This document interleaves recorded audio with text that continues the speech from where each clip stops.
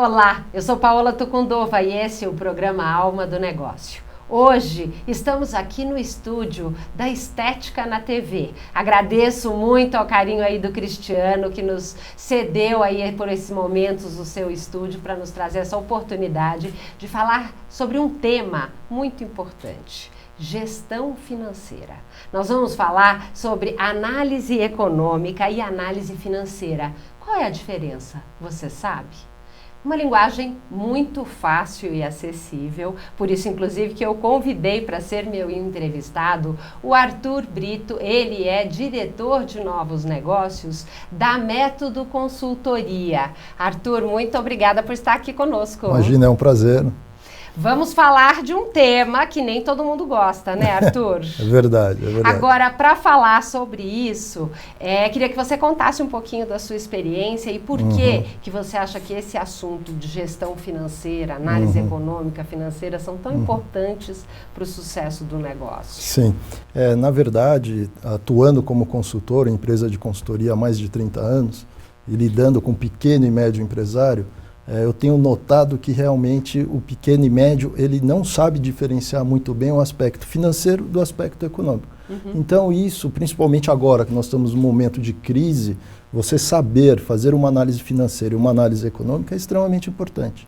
Então muitas vezes o cliente ele faz uma análise financeira que eu brinco que é como se fosse uma conta de padeiro. Ele vai lá e fala, bom, deixa eu ver o que eu vendi, o que eu tive de despesa e qual foi o meu resultado. A hora que a gente olha aquilo, na verdade aquilo é um saldo de caixa, não é o resultado da empresa. Porque nem tudo aquilo que ele vendeu e tudo aquilo que ele pagou é competência daquele mês.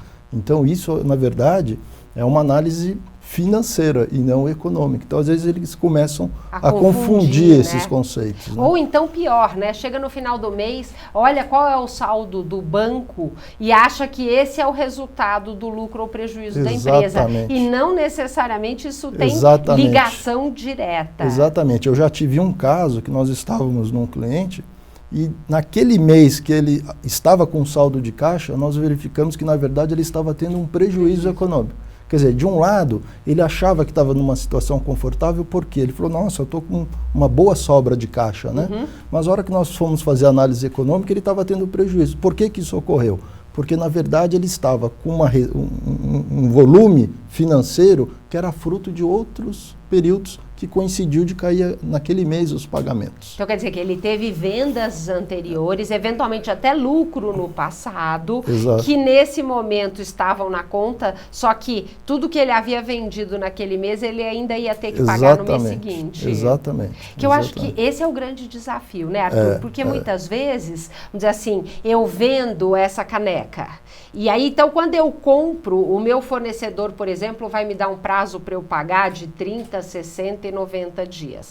E eu vendo para o meu cliente à vista. Aí é uma delícia, né? Porque, quer dizer, eu recebo lá, sei lá, valor, né? 20 reais, ou valor em si.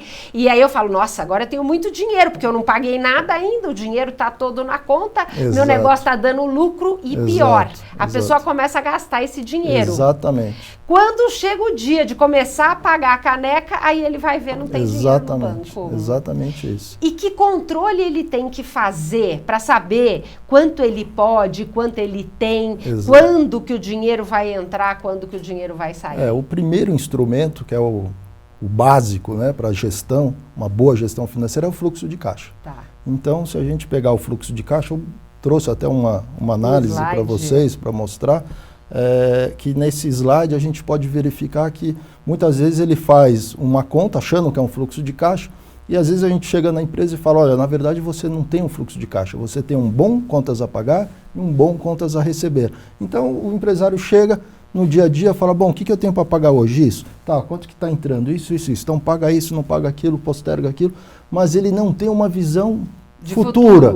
Então eu digo que é uma gestão do toca-toca, é o dia a dia. Ele vai tocando, mas com um estresse tremendo e sem ter nenhum tipo de planejamento. Então eu costumo dizer que quem não planeja, não gerencia.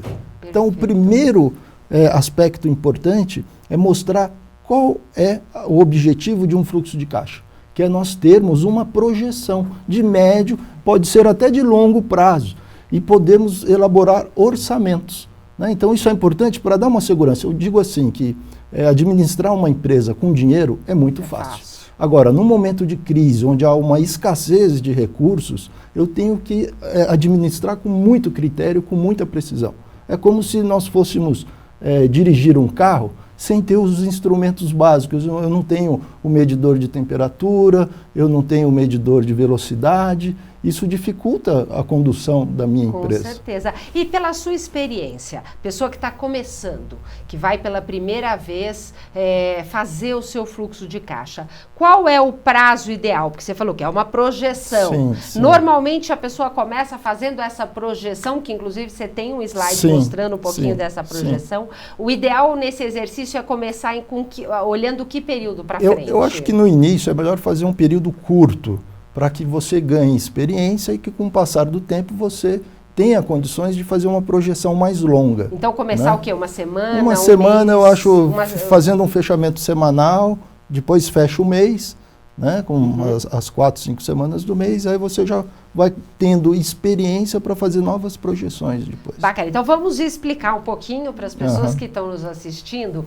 como fazer o seu fluxo de caixa para a próxima semana. Tá.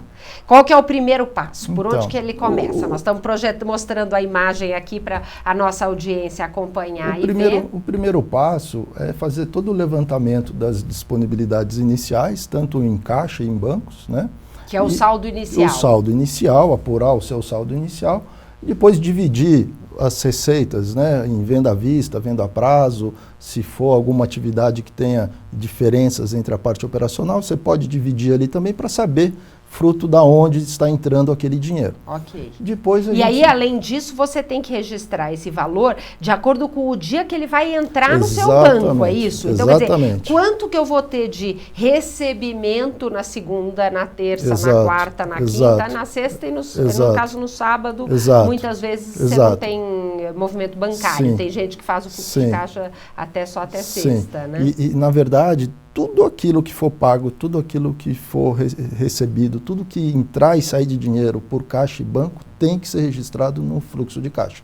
Tem que ter um critério muito grande aí para não deixar escapar nada. E detalhe, você está fazendo uma projeção, não é ficar anotando o que você fez na semana passada. Sim. A ideia é, você tem que sentar e ver se você tem recebimento em cartão de crédito ou com duplicatas a receber, você sabe, porque já foi vendido no mês passado, num período anterior. Agora, se você tem venda de produtos à vista, o serviço, o cliente que vai chegar no seu balcão e vai pagar, você vai fazer uma previsão de quanto você vai vender naquele dia. Essa previsão pode até ter algum erro, né, Arthur? Sim, mas a única forma de você projetar é você estimar um valor. Sim. Exato. Ali naquela planilha, por exemplo, nós temos na última coluna a previsão semanal. Então, o que ocorre? Você vai fazendo os lançamentos segunda, terça, quarta, quinta, e automaticamente ele vai levar o total da semana. Aí você compara quanto que eu orcei, quanto que eu previ e qual foi o realizado. Então, no começo, normalmente vai errar muito, vai ter uma diferença muito grande. Mas depois da segunda, terceira, quarta semana, no segundo mês, você vai conseguindo aferir melhor e chegar mais próximo, né? Então, você vai melhorando a tua projeção. Por isso que eu acho que é uma coisa importante, né? Porque fluxo de caixa é como andar de bicicleta. Você só vai aprender fazendo, não tem outro jeito. E aí, mesmo que nas primeiras semanas erre bastante, você vai corrigindo e você vai ver que em menos de 2 meses você já vai ficar craque em fazer isso. Exato. E você aconselha, talvez pelo menos no início, colocar uma linha de imprevistos, despesas imprevistas que você vai ter. Sim. Então você põe lá uma verba compatível, vamos dizer, se eu tenho um movimento, nós estamos aqui nesse fluxo de caixa mostrando uma empresa que gira em torno de R$30 mil por dia, quer dizer que tem um movimento financeiro todos os dias de conta para pagar, na média aí de 30, varia de 5 a 45 mil reais. E aí, então, quer dizer que uma empresa como essa, ela pode ter lá uma linha de imprevistos da ordem de 2, 3 mil reais por dia para aquela, vamos dizer, quebrou uma máquina, tem que comprar uma peça que você não tinha previsto, alguma despesa assim. Sim, perfeitamente, é uma reserva de caixa, né? Ele pode fazer uma reserva de caixa para normalmente suprir essas necessidades. E aí tem um ponto que me chamou a atenção nesse seu fluxo de caixa que nós até mostramos, que tem um dia lá que você tem uma setinha porque ele está negativo. Sim. O que significa isso? Aqui na verdade é que a gente já pode até prever, né? Eu posso fazer uma projeção desse fluxo de caixa para a semana e prever, olha, na quarta-feira vai haver uma falta de numerário. Mas na semana como um todo nós estamos com saldo positivo. Então o que isso quer dizer? Que eu posso me antecipar, rever e renegociar alguns pagamentos, alguns recebimentos, para tentar evitar esse desencaixe temporário de caixa que eu teria na quarta-feira. Então isso é o que elimina o estresse. É verdade. Que a gente porque vê você vai muito saber, estressado. Se você projetou só uma semana para frente, na sexta-feira eu fico sabendo que na quarta da semana que vem vai faltar, nesse caso aqui, R$ 3.387. E aí, então, nesse caso, eu tenho algumas alternativas, né? Sim. Vamos dizer, o ideal é, ou eu antecipo algum valor que eu receberia no dia seguinte para esse dia, ou eu faço um esforço de venda adicional para na segunda e na terça ter um valor de vendas maior do que normalmente eu tenho com recebimento à vista, ou eu tenho que pegar algum pagamento que eu teria que fazer na quarta-feira e negociar com o meu fornecedor, com a pessoa que tem a receber, para pagar isso no dia seguinte, por exemplo. Perfeito, é isso mesmo. Se você não faz uma projeção, o que acontece? Vai chegar nesse dia, você vai entrar no famoso cheque especial e vai ficar feliz. Ufa, ainda bem que eu tenho cheque especial. Vai pagar uma taxa de juros nesse valor aí da ordem, né? Vamos falar aqui de 10, deve estar 10, 15% ao mês, que é pesadíssimo. É como se você pegasse um dinheiro e jogasse fora esses juros que você pagou por uma falta de programação que te levaria a uma negociação e você vê que fica, que resolve a sua situação. E pior, quem não faz essa projeção fica com o caixa negativo e o primeiro dia fala, ufa, ainda bem que eu tenho cheque especial. Aí ali uns dias, ufa, agora olha, até aumentei o meu limite de cheque especial. Daqui a pouco você já não consegue mais aumentar o limite, já estourou e não tem de onde tirar o dinheiro, porque você não administrou, você fica simplesmente aceitando. Quando você projeta, te dá a oportunidade de fazer algum movimento para mudar aquilo. Exatamente. Né? Você tomar agora, as providências. Isso nós estamos falando de fluxo de caixa. Agora, vamos falar um pouquinho da apuração de ter lucro ou prejuízo. E por que algumas vezes eu tenho diferença? Eu tenho lucro na empresa, mas não tenho dinheiro no banco. Ou ao contrário, eu tenho prejuízo na empresa, mas tenho algum dinheiro no caixa. Isso ocorre devido ao problema de misturar os conceitos financeiro e o conceito econômico. Então é muito simples. O fluxo de caixa é a gestão financeira, né? Que tudo que eu receber e tudo que eu pagar deve ser registrado no fluxo de caixa. Já a gestão econômica, ela deve ser elaborada através de um instrumento que nós costumamos chamar de DRE, demonstrativo do resultado econômico, ou uma análise econômica. Qual que é a diferença do DRE do fluxo de caixa?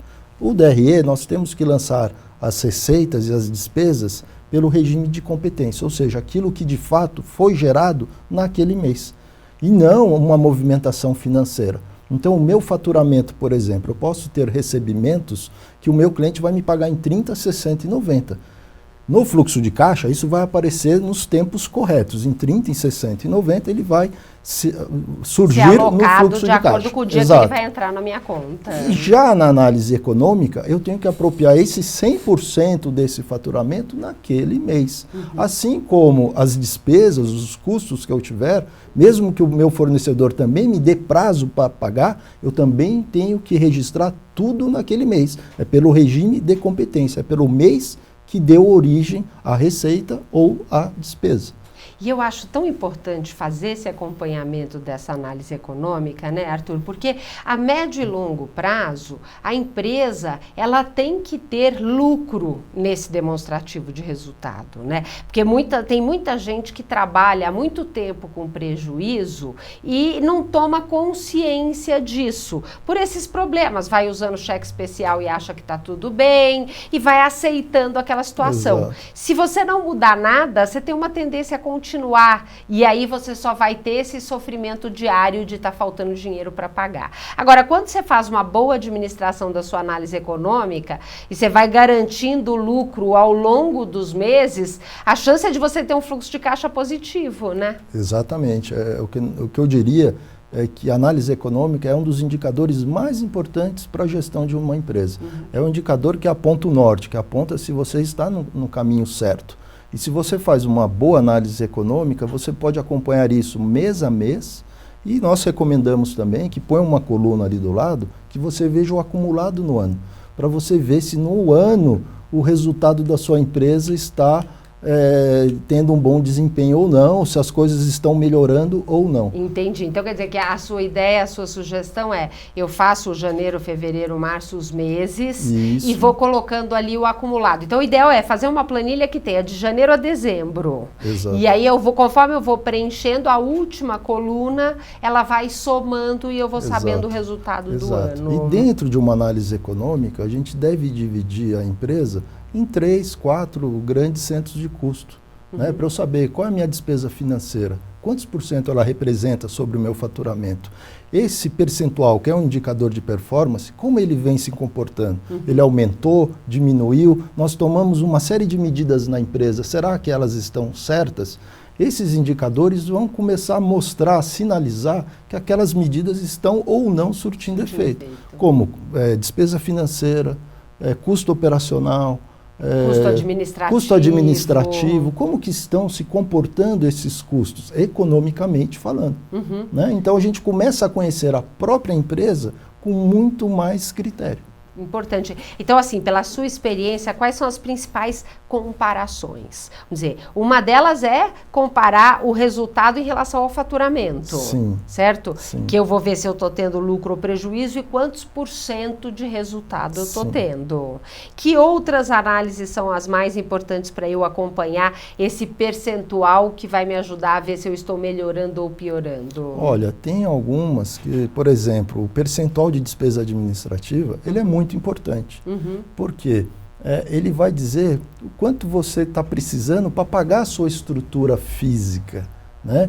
E ele também serve para depois você poder atribuir esse percentual na sua formação do seu preço de venda. Que muitos esquecem que na hora que nós vendemos um produto, não são só os custos diretos. Você tem que gerar uma receita que pague os teus custos diretos, a tua estrutura física e ainda dê lucro. Então, quer dizer, e aí que vem a questão, né? Uma coisa é o custo variável, por exemplo, falando de novo, estou vendendo a caneca, o custo variável é o custo da mercadoria vendida, o imposto que eu só vou pagar se eu vender, a comissão de vendas, que são custos que estão diretamente ligados. Agora, o aluguel da loja, a conta de luz, a conta de água, a remuneração do dono pro labore, isso tudo é um custo fixo que, independente da venda, vai ter que fazer aquele pagamento. Como alocar?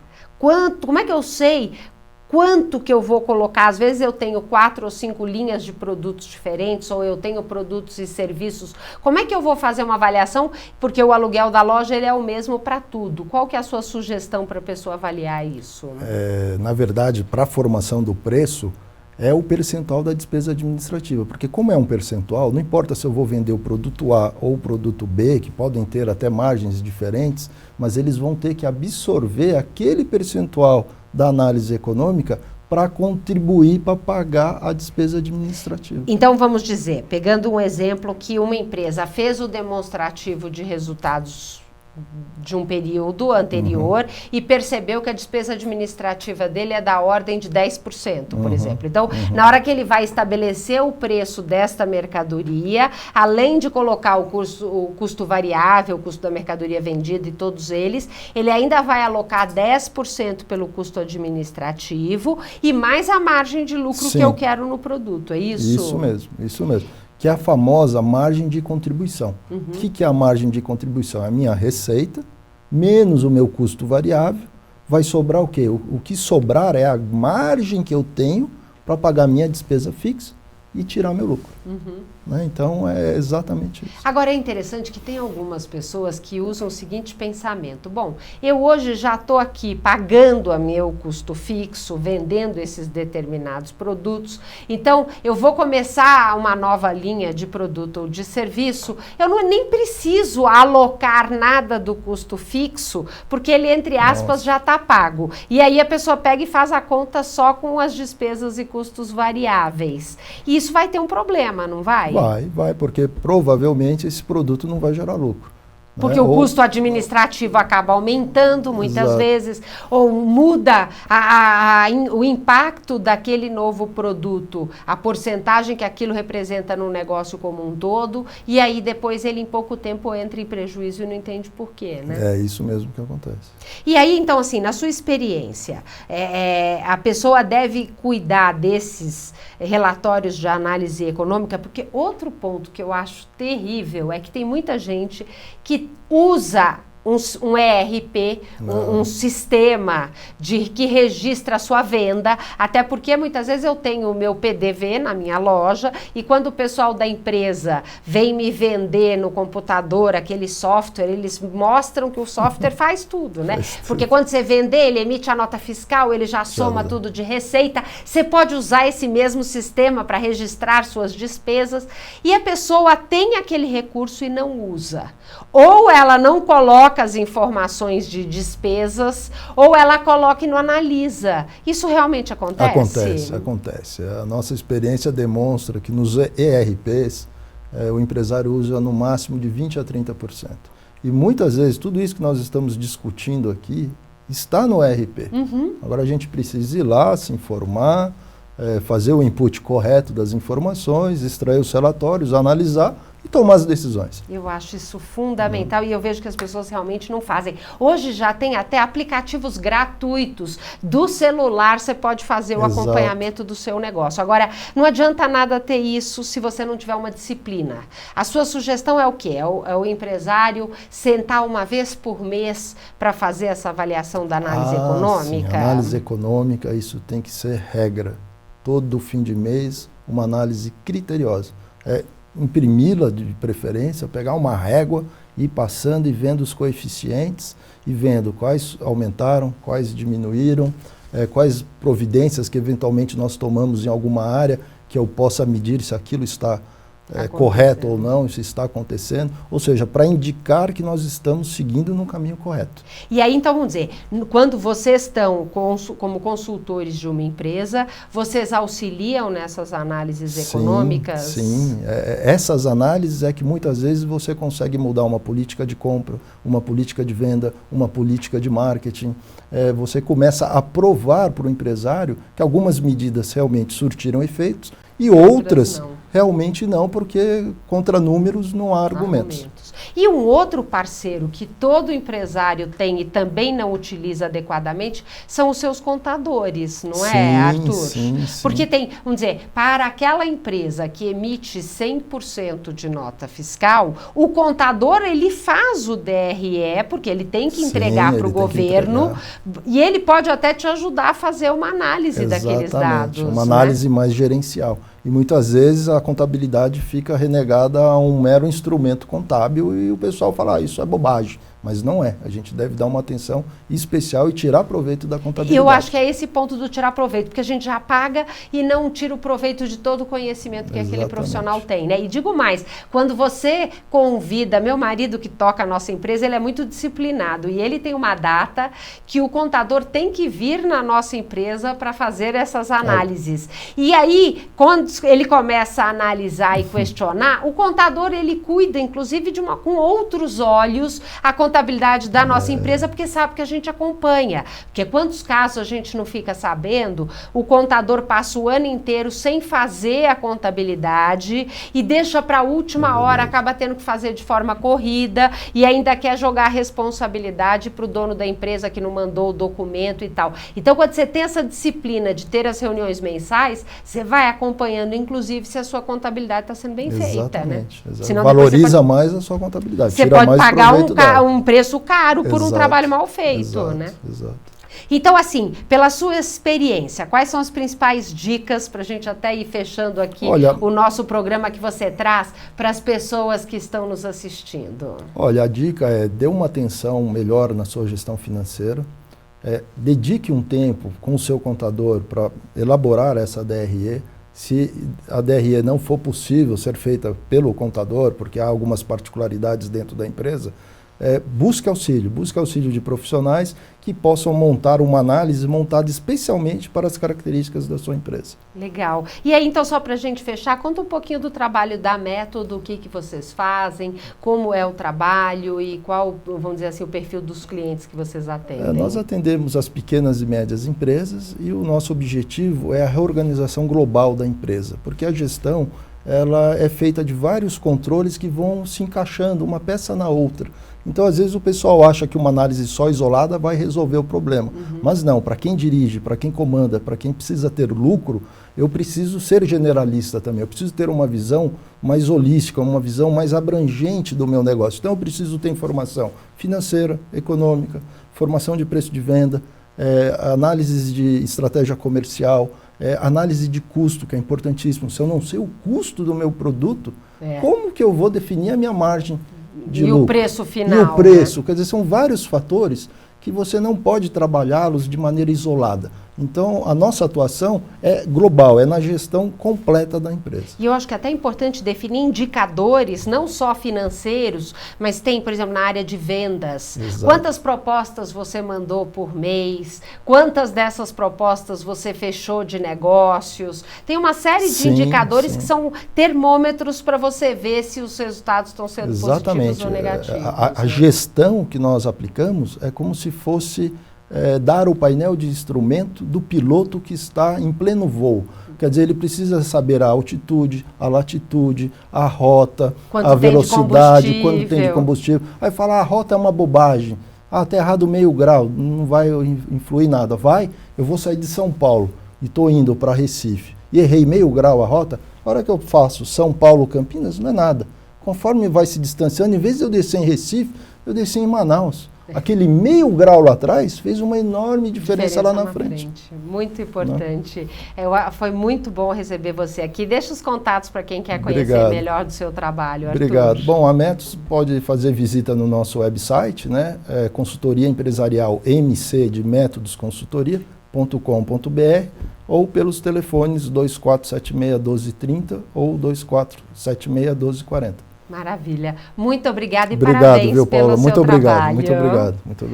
O programa de hoje fica por aqui. Você sabe, no nosso site almadonegócio.tv você encontra mais de 150 vídeos de entrevistas de temas importantes para te ajudar a ter mais sucesso. E o programa Alma do Negócio também está na Rádio Mundial, FM 95.7, toda quarta-feira às 7 da noite. Lá, o programa é ao vivo. Eu te espero. Sintonize, quarta-feira às 7 da noite, FM 95.7. E você também nos encontra nas redes sociais. No Facebook tem a fanpage do programa Alma do Negócio, que toda semana traz conteúdos relevantes para você, e você vai encontrar a Paola Tucunduva. Estamos também no Instagram e no Twitter. Espero seus comentários. Vai lá no nosso canal do YouTube, curte o nosso canal, comente, traga sugestões para a gente fazer um programa ainda melhor para vocês. Muito obrigada e até o próximo.